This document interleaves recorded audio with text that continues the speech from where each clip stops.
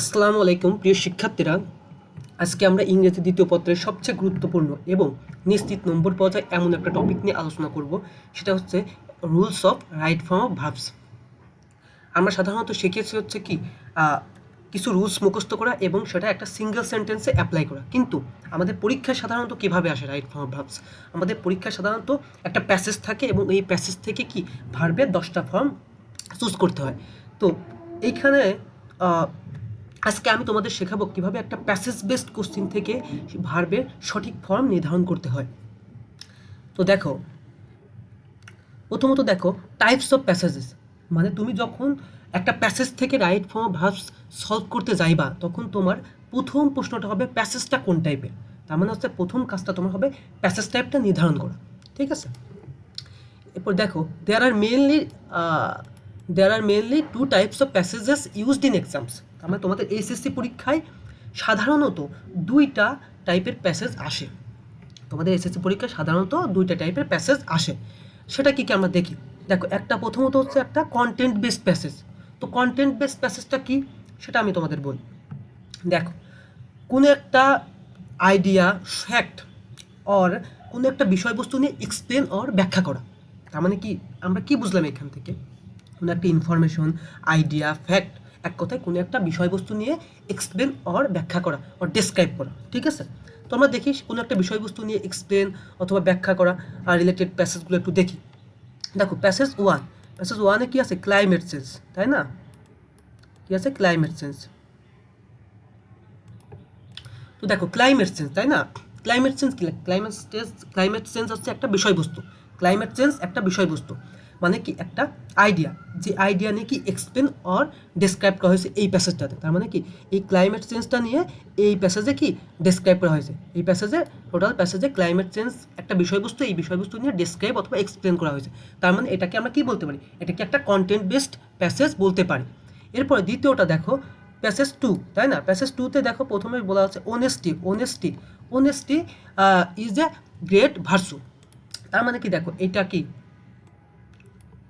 এইখানে অনেস্টি একটা বিষয়বস্তু না, একটা কনসেপ্ট না, একটা আইডিয়া না, এই আইডিয়া নিয়ে কি এক্সপ্লেন অর ডেসক্রাইব করা হয়েছে এই প্যাসেজটাতে। এই টোটাল প্যাসেজটাতে কি অনেস্টি নিয়ে ডেসক্রাইব অথবা এক্সপ্লেন করা হয়েছে। তার মানে এই প্যাসেজটাকে আমরা বলতে পারি কি? এই প্যাসেজটাকে আমরা বলতে পারি হচ্ছে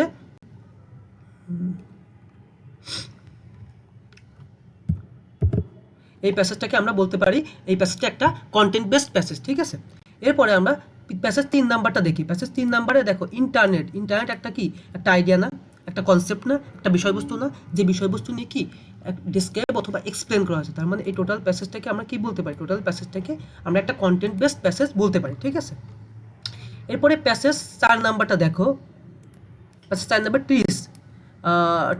ট্রিস একটা বিষয়বস্তু বা একটা আইডিয়া, যে বিষয়ে কি পুরো প্যাসেজে এক্সপ্লেন অথবা ডেসক্রাইব করা হয়েছে। তার মানে এই প্যাসেজটাকে আমরা বলতে পারি এই প্যাসেজটা একটা কন্টেন্ট বেসড প্যাসেজ, ঠিক আছে? এরপরে দেখো দ্বিতীয় প্যাসেজ টাইপটা কি? একটা হচ্ছে স্টোরি বেসড প্যাসেজ। একটা শিখলাম হচ্ছে কন্টেন্ট বেসড প্যাসেজ, আর একটা কি স্টোরি বেসড প্যাসেজ। তো স্টোরি বেসড প্যাসেজটা কি এটা তোমাদের বলি। স্টোরি বেসড প্যাসেজ হচ্ছে সেই প্যাসেজ যেখানে হচ্ছে কি অতীতকালের কোনো ঘটনা, সেটা হতে পারে কোনো স্টোরি, সেই স্টোরি হতে পারে কোনো ফ্যামিলি স্টোরি, কোনো মোরাল স্টোরি, কোনো হিস্টোরিক্যাল স্টোরি, এই টাইপের কোনো স্টোরি লেখা বা রচনা করা থাকে। তার মানে যে প্যাসেজে কোনো স্টোরি বর্ণনা থাকে, অতীতকালের কোনো স্টোরি বর্ণনা থাকে, সেই প্যাসেজকে আমরা কি বলতে পারি? স্টোরি বেসড প্যাসেজ বলতে পারি। যেমন দেখো, একটা বিষয় বলি, দেখো স্টোরি বেসড প্যাসেজে আমাদের চেনার উপায় কি? স্টোরি বেসড প্যাসেজের শুরুতে কোনো অতীত নির্দেশক শব্দ থাকে। অতীত নির্দেশক শব্দ বলতে কি বুঝি আমরা? অতীত নির্দেশক শব্দ বলতে আমরা বুঝি ওয়ান্স, দেয়ার, তারপরে তোমার থাকে হচ্ছে long ago, since, long since, ago, এগুলো হচ্ছে কি অতীত নির্দেশক শব্দ। এই অতীত নির্দেশক শব্দ যদি একটা প্যাসেজের শুরুতে থাকে তাহলে আমরা বুঝতে পারবো যে ওই প্যাসেজটা হচ্ছে কি স্টোরি বেসড প্যাসেজ, ঠিক আছে? আচ্ছা, এরপরে আমরা দেখি প্যাসেজ ওয়ানটা দেখি কি এটা স্টোরি বেসড নাকি কন্টেন্ট বেসড। দেখো, once there live a farmer in a village. তার মানে কি এই সেন্টেন্সে কি ওয়ান্স আছে না? ওয়ান্স একটা অতীত নির্দেশক শব্দ। তার মানে এই প্যাসেজটাকে আমরা কি বলতে পারি? এই প্যাসেজটা একটা স্টোরি বেসড প্যাসেজ, ঠিক আছে? এরপরে আমরা প্যাসেজ টুতে দেয়। প্যাসেজ টুতে দেখো, প্যাসেজ টুতে once a king wanted to test the honesty of his subjects. তার মানে কি এইখানে ওয়ান্স আছে না শুরুতে? হ্যাঁ, এই ওয়ান্সটা কি একটা অতীত নির্দেশক শব্দ। তার মানে এটাকে আমরা বলতে পারি কি এই প্যাসেজটাও একটা স্টোরি বেসড প্যাসেজ, ঠিক আছে? এরপরে আমরা প্যাসেজ 3-এ যাই। প্যাসেজ 3-এ দেখো, শুরুতে কি আছে, দেয়ার আছে। তো আমি বলছি কি শুরুতে দেখো দেয়ার ওয়ান্স আছে, তো দেয়ার ওয়ান্সটা কি একটা অতীত নির্দেশক শব্দ, অতীত নির্দেশক একটা ক্লু। তার মানে এটাকে আমরা কি বলতে পারি, এই প্যাসেজটাকে আমরা বলতে পারি যে এই প্যাসেজটা একটা স্টোরি বেসড প্যাসেজ, কারণ কি শুরুতে অতীত নির্দেশক শব্দ আছে, ঠিক আছে। এবার হচ্ছে প্যাসেজ 4 দেখে আমরা বলছি, প্যাসেজ 4 দেখো ওয়ান্স দেয়ার আছে, তার মানে এটা কি একটা অতীত নির্দেশক শব্দ। তার মানে এই প্যাসেজটাতে একটা যেহেতু শুরুতে একটা অতীত নির্দেশক শব্দ আছে, তার মানে এই প্যাসেজটাকে আমরা বলতে পারি যে এই প্যাসেজটা একটা স্টোরি বেসড প্যাসেজ, ঠিক আছে।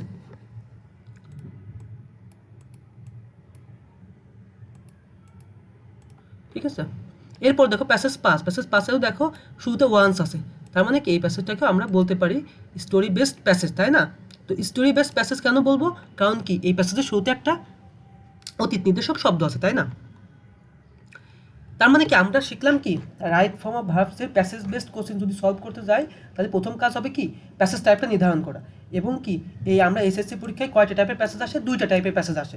সেটা কি, একটা হচ্ছে content based passage, content based প্যাসেজটা হচ্ছে কোনো একটা ফ্যাক্ট, আইডিয়া আর ইনফরমেশন, এক কথায় কোনো একটা বিষয়বস্তু নিয়ে ডেসক্রাইব অথবা এক্সপ্লেন করা। এরপরে দ্বিতীয়ত কি শিখলাম, দ্বিতীয় যে প্যাসেজ টাইপটা সেটা হচ্ছে কি story based passage. Story based প্যাসেজটা হচ্ছে কি অতীতকালের কোনো ঘটনা নিয়ে লেখা, যে প্যাসেজে কোনো অতীতকালের কোনো স্টোরি বলা থাকবে সেটাকে স্টোরি বেসড প্যাসেজ বলে। আর স্টোরি বেসড প্যাসেজ চেনার উপায় কি, যে প্যাসেজের শুরুতে কোনো অতীত নির্দেশক শব্দ থাকে সেই প্যাসেজটাকে আমরা বলতে পারি স্টোরি বেসড প্যাসেজ, ঠিক আছে। এরপরে দেখো use of tense in right form of verbs. তো তোমাদের বলছে কি দেখো, আমাদের প্রথম কাজটা কী হবে, প্যাসেজ টাইপ নির্ধারণ করা, এরপরে দ্বিতীয় কাজটা কী হবে, টেন্স ফিক্স করা। আসলে রাইট ফর্ম অফ ভার্বসের ক্ষেত্রে ম্যাক্সিমামের সমস্যা হয় কি টেন্সটা নির্ধারণ করতে। তো আমাদের কি করতে হবে, প্রথমত কাজটা হচ্ছে প্যাসেজ টাইপ নির্ধারণ করা এবং দেন টেন্সটা সঠিকভাবে ফিক্স করা। মানে এই যে 2টা টাইপের প্যাসেজ শিখলাম, যে একটা হচ্ছে কন্টেন্ট বেসড প্যাসেজ আর একটা হচ্ছে কি স্টোরি বেসড প্যাসেজ। এখন 2টা টাইপের প্যাসেজের ক্ষেত্রে টেন্সটা কী হবে সেটা আমাদের জানা খুবই প্রয়োজন। আমরা দেখি, প্রথমটা হচ্ছে কন্টেন্ট বেসড প্যাসেজ, লেখা আছে generally written in the present indefinite tense. দেখো কন্টেন্ট বেসড প্যাসেজের ক্ষেত্রে টেন্স সাধারণত হবে কি প্রেজেন্ট টেন্স, আর প্রেজেন্ট টেন্স মানে আমরা কি শিখছি, প্রেজেন্ট টেন্স মানে হচ্ছে কি present indefinite tense, present continuous tense, present perfect tense এবং প্রেজেন্ট পারফেক্ট কন্টিনিউয়াস টেন্স। তার মানে কি কন্টেন্ট বেসড প্যাসেজে এই 4টা টেন্স থেকে কি টেন্স নির্ধারণ করতে হবে। কিন্তু এখানে লেখা আছে দেখো generally written in the present indefinite tense. এটা বলতে কি বোঝায়, এটা বলতে বোঝায় হচ্ছে একটা কন্টেন্ট বেসড প্যাসেজের যে ভার্বের 10টা ফর্ম থাকে, এই 10টা ফর্মের মধ্যে ম্যাক্সিমাম 7 থেকে 8টা হবে প্রেজেন্ট ইনডিফিনিট টেন্স, আর কি বাকি 3 থেকে 4টা হবে স্পেসিফিক রুলস। স্পেসিফিক রুলস মানে আমরা কি শিখছি, যে লুক ফরওয়ার্ড টুর পর যেমন ভার্ব প্লাস আইএনজি হয়, কন্ট্রিবিউট টুর পরে ভার্ব প্লাস আইএনজি হয়, it is high time, it is time, generally. তারপরে আমরা শিখছি কি রিসেন্টলি, জাস্ট, ইয়েট, এবার এগুলো থাকলে হচ্ছে প্রেজেন্ট পারফেক্ট হয়। তো এই টাইপের স্পেসিফিক রুলস থেকে কি বাকি 3-4টা হবে, এবং এই বাকি 3-4টার মধ্যে কি আমরা যে প্রেজেন্ট টেন্সের আর যে 3টা ফর্ম আছে, present continuous, present perfect continuous, এগুলো থেকেও বাকি 3-4টা হতে পারে। তার মানে কি আমরা এইখান থেকে টোটাল সামারিতে পৌঁছালাম যে কন্টেন্ট বেসড যে প্যাসেজ আসবে তোমার পরীক্ষায়, সেখানে হচ্ছে ম্যাক্সিমাম 3 থেকে মানে ম্যাক্সিমাম 7 থেকে 8টা হবে প্রেজেন্ট ইনডিফিনিট টেন্স, এবং বাকি 3 থেকে 4টা হবে স্পেসিফিক রুলস। এবং প্রেজেন্ট টেন্সের যে বাকি 3টা টাইপ আছে, present continuous tense, present perfect tense এবং প্রেজেন্ট পারফেক্ট কন্টিনিউয়াস টেন্স, এই 3টা থেকে টেন্স নির্ধারণ করতে হবে। তো এর পরবর্তীটা দেখো স্টোরি বেসড প্যাসেজ। তো স্টোরি বেসড প্যাসেজ হচ্ছে generally written in the past indefinite tense. তো এটা বলতে কি বোঝায়, দেখো স্টোরি বেসড প্যাসেজের সাধারণত সবসময় টেন্স হয় পাস্ট টেন্স। তো পাস্ট টেন্স মানে আমরা কি জানি, past indefinite tense, past continuous tense, past perfect tense, past perfect continuous tense. তো এই 4টা টেন্স থেকে কি স্টোরি বেসড প্যাসেজে আমাদের টেন্স নির্ধারণ করতে হবে। তো এইখানে লেখা আছে generally written in the past indefinite tense. আমরা কি শিখছি, আমরা শিখছি যে আছে স্টোরি বেসড প্যাসেজের ক্ষেত্রে সব পাস্ট টেন্স হবে। দেখো স্টোরি বেসড প্যাসেজের যে 10টা ভার্বের ফর্ম থাকে, এই 10টা ভার্বের ফর্মের মধ্যে ম্যাক্সিমাম মানে 7 থেকে 8টা হবে পাস্ট ইনডিফিনিট টেন্স, এবং বাকি 3 থেকে 4টা হবে স্পেসিফিক রুলস। এবং পাস্ট টেন্সের যে অন্যান্য 3টা টাইপ আছে, পাস্ট কন্টিনিউয়াস, পাস্ট পারফেক্ট এবং পাস্ট পারফেক্ট কন্টিনিউয়াস, এগুলো থেকে নির্ধারণ করতে হবে, ঠিক আছে। তার মানে আমরা টোটাল সামারি থেকে টোটাল কী শিখলাম, প্রথমত আমাদের প্যাসেজ টাইপ নির্ধারণ করা শিখছি, তারপরে কি আমরা টেন্স ফিক্স করা শিখলাম। এর পরবর্তী দেখো স্ট্রাকচার বেসড রুলস। আসলে আমি হচ্ছে তোমাদের এইচএসসি পরীক্ষা এইচএসসি বোর্ড পরীক্ষায় রাইট ফর্ম অফ ভার্বস থেকে যত কোশ্চিন আসছে সবগুলো কোশ্চিন অ্যানালাইসিস করে দেখেছি যে 2টা রুলস সবচেয়ে বেশি ব্যবহৃত হয়। কয়টা রুলস? 2টা রুলস সবচেয়ে বেশি ব্যবহৃত হয়। এক কথায় প্রত্যেকটা প্যাসেজে 2টা রুলসের ব্যবহার থাকে। সেই 2টা রুলসটা কি, সেটা হচ্ছে ইউজ অফ টু, মানে টু ইনফিনিটিভের ব্যবহার। টু ইনফিনিটিভ মানে হচ্ছে কি টু প্লাস ভার্বের বেস ফর্ম। বেস ফর্ম মানে কি V1 এর যে এস বাই এস ফর্ম বাদে যে ফর্মটা আছে সেই ফর্মটাকে বলা হয় এস বাই আমাদের বেস ফর্ম। যেমন গোজ হচ্ছে কি এস বাই এস ফর্ম আর গো হচ্ছে বেস ফর্ম, ঠিক আছে। তো আমরা দেখি উদাহরণের মাধ্যমে দেখ I want to go home, এখানে কি টুর পরে গো, গো হচ্ছে ভার্বের বেস ফর্ম হয়েছে। তারপর দ্বিতীয় এক্সাম্পলটা দেখো she decided to study harder, এখানে টু স্টাডি এখানে হচ্ছে টু স্টাডি টুর পরে কি ভার্বের বেস ফর্ম হয়েছে, ঠিক আছে। তো এরপরে দ্বিতীয় যে রুলটা হচ্ছে ইউজ অফ প্রিপোজিশন। তো ইউজ অফ প্রিপোজিশন মানে কি প্রিপোজিশনের পরে সবসময় কী হবে ভার্ব প্লাস আইএনজি বা জেরান্ড হবে, সেই রুলসটা। এই রুলসটা মানে এই দুইটা রুলস তোমার হচ্ছে প্রত্যেকটি প্যাসেজেই থাকে সাধারণত। দেখো এক্সাম্পল দেখো he is fond of reading, তার মানে কি অফের পরে ভাবে আইএনজি ফর্ম বা জেরান্ড রিডিং হয়েছে, তাই না। তারপরে she is tired of working, এখানে অফের পরে ভার্ব প্লাস আইএনজি মানে তোমার জেরান্ড হয়েছে। তার মানে আমরা কি শিখলাম যে দুইটা দ্য মোস্ট ইউজ রুলস, সেটা কি একটা হচ্ছে টু ইনফিনিটিভ আর হচ্ছে একটা preposition plus verb plus ING, মানে এই দুইটা রুলস প্রত্যেকটা প্যাসেজে আসে, ঠিক আছে। আমরা হচ্ছে প্যাসেজ টাইপ নির্ধারণ করে শিখলাম এবং প্যাসেজ টাইপে তোমার টেন্স ফিক্স করা শিখলাম। দেন আমরা হচ্ছে দুইটা সবচেয়ে বেশি ব্যবহৃত রুলস শিখলাম। এরপরে আমরা একটু প্র্যাকটিক্যালি অ্যাপ্লাই করে দেখি যে আসলে আমরা যা শিখলাম এটা কতটুকু কার্যকর, ঠিক আছে। আমরা একটা কন্টেন্ট বেসড প্যাসেজ সলভ করব আর একটা হচ্ছে একটা স্টোরি বেসড প্যাসেজ সলভ করব, ঠিক আছে। তো দেখো প্রথম প্যাসেজটা কি আছে স্টুডেন্ট লাইফ। তো বলো স্টুডেন্ট লাইফ কি একটা আইডিয়া না, এই আইডিয়া নিয়ে এক্সপ্লেন করা হয়েছে এই প্যাসেজে অথবা ডেসক্রাইব করা হয়েছে, তার মানে এটা একটা কন্টেন্ট বেসড প্যাসেজ। আচ্ছা এই প্যাসেজের শুরুতে কি কোনো অতীত নির্দেশক শব্দ আছে? নাই, তার মানে কি এটা একটা কন্টেন্ট বেসড প্যাসেজ, এটা স্টোরি বেসড প্যাসেজ না। তাহলে কি এখানে সর্বোচ্চ মানে কি ম্যাক্সিমাম 7 থেকে 8টা হবে প্রেজেন্ট ইনডিফিনিট টেন্স এবং বাকি 3-4টা স্পেসিফিক রুলস এবং প্রেজেন্ট টেন্সের অন্যান্য টাইপ থেকে হবে, ঠিক আছে। দেখো প্রথম আমরা সেন্টেন্সটা পড়ি, a student remain busy with his studies. দেখো এই সেন্টেন্সে কোনো স্পেসিফিক রুলস আছে না, আমরা দেখবো যে একটা সেন্টেন্স পড়বো ওইখানে যদি কোনো স্পেসিফিক রুলস থাকে তাহলে ওই রুলসের প্রয়োগ করবো, অন্যথায় জেনারেলি কী হবে প্রেজেন্ট টেন্স হবে মানে প্রেজেন্ট ইনডিফিনিট টেন্স হবে। দেখো a student remain busy with studies, এখানে কোনো স্পেসিফিক রুলস আছে না, তার মানে এটা জেনারেলি প্রেজেন্ট ইনডিফিনিট টেন্স হবে, তাহলে কী হবে এই স্টুডেন্ট রিমেন্স হবে। তো রিমেন্স কেন হবে? স্টুডেন্ট হচ্ছে আমরা জানি যে কি প্রেজেন্ট ইনডিফিনিট টেন্সের ক্ষেত্রে সাবজেক্ট যদি থার্ড পারসন সিঙ্গুলার নাম্বার হয় ভার্বের সাথে এস বাই এস ফর্ম কি যোগ হয়, তার মানে student remains busy with studies, ঠিক আছে। এরপর দ্বিতীয় সেন্টেন্সটা দেখো হি learn discipline from his teachers, তাই না। তো এইখানে দেখো এইখানে কি কোনো স্পেসিফিক রুলস আছে? না, যেহেতু কোনো স্পেসিফিক রুলস নাই তার মানে এটা জেনারেলি প্রেজেন্ট ইনডিফিনিট টেন্স হবে, তার মানে হি লার্নস, হি আছে থার্ড পারসন সিঙ্গুলার নাম্বার এই জন্য লার্নস হবে, ঠিক আছে। He learns discipline from his teachers, ঠিক আছে।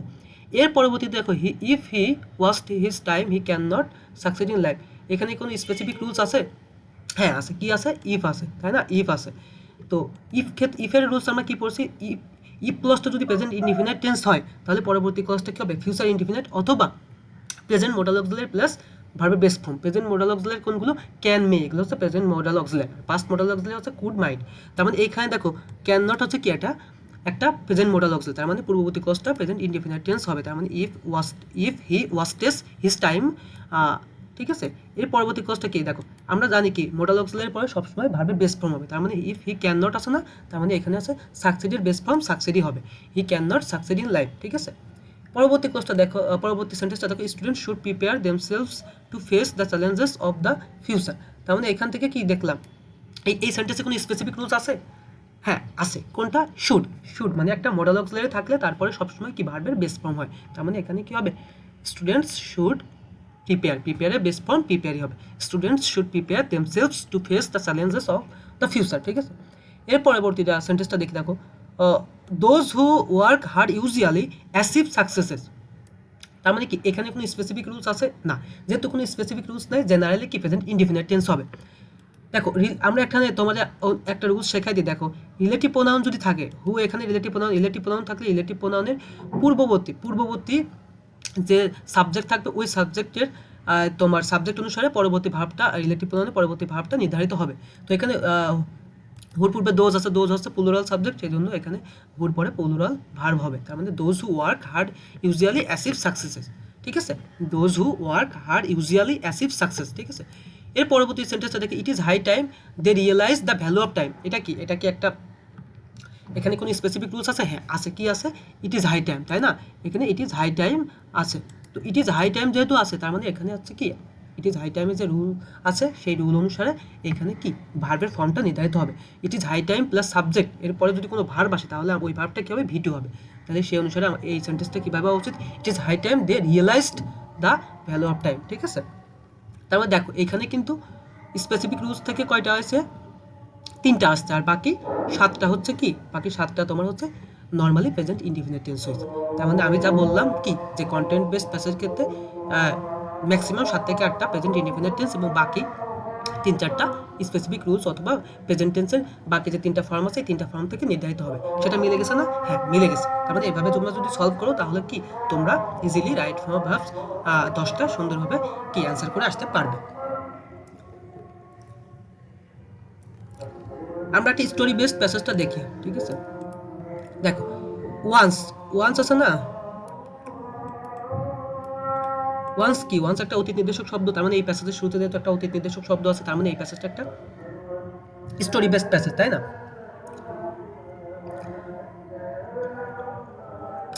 প্রথম সেন্টেন্সটা আমরা দেখি। প্রথম সেন্টেন্সটা দেখো, once there live a farmer who had a golden goose, তাই না? এই সেন্টেন্সটায় কোনো স্পেসিফিক রুলস আছে না? যেহেতু স্পেসিফিক কোনো রুলস নাই, তার মানে এটা কি জেনারেলি পাস্ট ইনডিফিনিট টেন্স হবে। এই স্টোরি বেসড প্যাসেজের ক্ষেত্রে দেখবা যে যদি তোমার সেন্টেন্সটায় কোনো স্পেসিফিক রুলস থাকে তাহলে স্পেসিফিক রুলস থেকে টেন্স নির্ধারণ করতে হবে, আর যদি না থাকে তাহলে জেনারেলি পাস্ট ইনডিফিনিট টেন্স হবে। তার মানে once there lived a farmer who had a golden goose. ঠিক আছে? দ্বিতীয় সেন্টেন্সটা আমরা দেখি, the goose lay one golden egg every day. তার মানে এটা হচ্ছে কি এখানে কোনো স্পেসিফিক রুলস আছে না? যেহেতু কোনো স্পেসিফিক রুলস নাই তাহলে এটা কি হবে? আমাদের জেনারেলি পাস্ট ইনডিফিনিট টেন্স হবে। The goose laid one golden egg every day. Laid past indefinite হচ্ছে লেড বা ভিটু লেড। পরবর্তী সেন্টেন্সটা দেখি, the farmer become very greedy. এখানে কোনো স্পেসিফিক রুলস আছে? নাই। যেহেতু কোনো স্পেসিফিক রুলস নাই তার মানে জেনারেলি এটা কি হবে? পাস্ট ইনডিফিনিট টেন্স হবে। The farmer became very greedy. ঠিক আছে? পরবর্তী সেন্টেন্সটা দেখি, হি think that if he cut the goose open he get all the eggs at once. এখানে দেখো প্রথম দ্যাটের পূর্বে একটা ক্লোজ আছে, পূর্বে দুটা ক্লোজ আছে।